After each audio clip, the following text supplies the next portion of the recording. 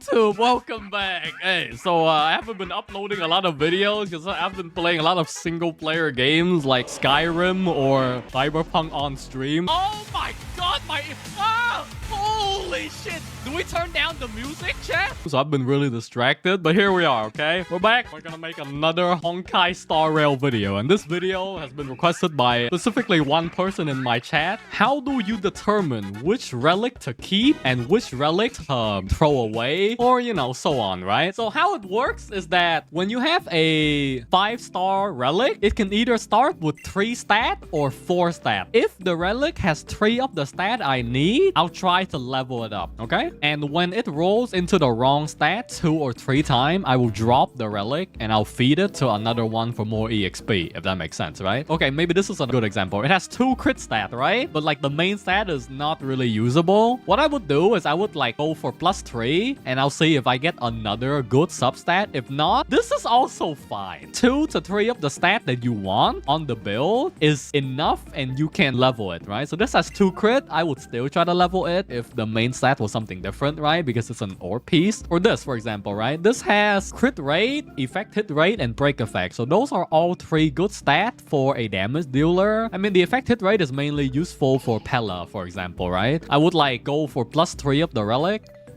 So the 4th stat is unusable, but it still has 3 good stat. I would still level it. So for DPS, mainly I'm looking for crit rate, crit damage, attack, speed, break effect, or effect hit rate, right? For tanks and healers, I like having speed, effect resistance, and whatever stat they have for their main scaling stat. So it could be health or defense or so on. For Nihility character, obviously you want effect hit rate. However, the effect hit rate varies depending on the character, right? For most Nihility and Abundance character, you want speed up above 140, and then you can decide to build them enough effect hit rate if they're a Nihility character, and then build full DPS afterwards, or build tank similar to Harmony character. You want to build speed and then maybe break effect if you want, and then you can build full DPS or full tank, right? The important thing is I've seen builds that recommend building Tingyun on double health. If you want her to be tanky, build health and defense. It's effective health. You need a combination of stat for it to be useful. One or the other won't work. But the most important stat overall for buffers and debuffers is this elusive stat that doesn't seem to exist. Effect resistance. I swear to God, this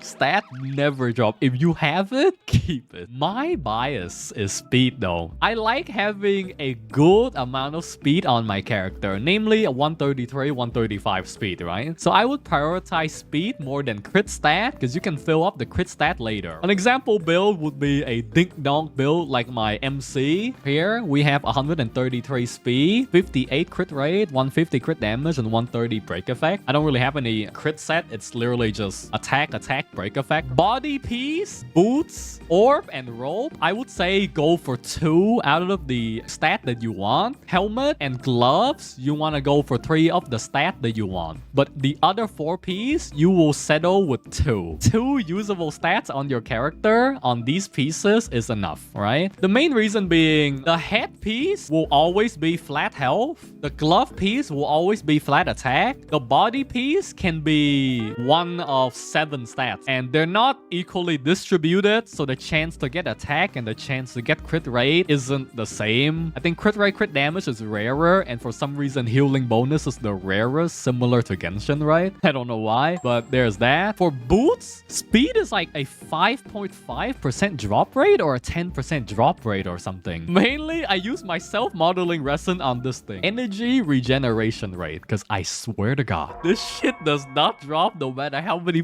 run I do. I think energy regeneration and speed are the hardest main stat to get. My advice on building characters would be focus on main stat first, ignore set effect, ignore substat. After you get the correct main stat, then you start working on substat, and then set effect last. Set effect should be the last thing you focus on, unless it's like the quantum set, which is really game changer. But main stat, then substat, and then set effect. Let us talk about the relic set, okay? There has been a surge currently in a CN server. Everyone and their mother uses this set. No way. Who would have thought having more turn in a turn-based game is useful? Who would have thought? Every single character is just using this set. Because every 3 ult or 4 ult, roughly, you get an extra turn. You basically do 2 turns in a row. Currently, I'm running break set. Even though it's not ideal, I can kind of slap it on anyone, similar to the attack set. But it does feel like the break set offer a little bit more damage than the attack set. For most level 80 builds, having 12% more attack doesn't really affect too much. It's like 4% damage. From a lot of testings and so on, most of the set on Simulated Universe doesn't really matter too much. 8% attack, 12% health, they're kind of cool, they're kind of alright, but like, it doesn't impact your gameplay by a huge margin, even the crit rate or crit damage. However, this set, on top of the energy regeneration rope, on certain character or certain build, it's actually game changer, because it allows people to ult 1 or 2 turn earlier. And that is just much more impactful than just a little bit of raw stat, if that makes sense, right? Unironically, in my opinion, Simulated Universe 4 is probably the hardest one at level 65. You can cheese it with Nihility, you can cheese it with Abundance, but like Hunt buff just doesn't work anymore.